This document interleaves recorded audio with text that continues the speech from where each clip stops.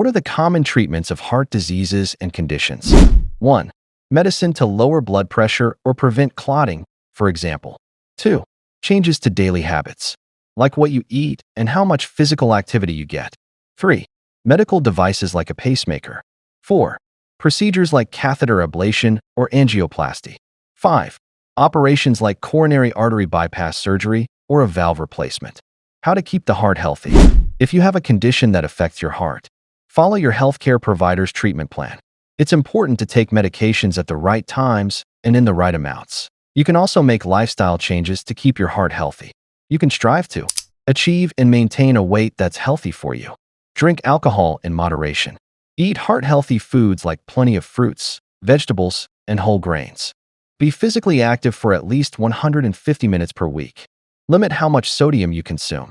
Manage your stress with healthy strategies like meditation or journaling. Quit smoking and/or using tobacco products and avoid secondhand smoke. If you smoke, ask a healthcare provider for resources to help you quit.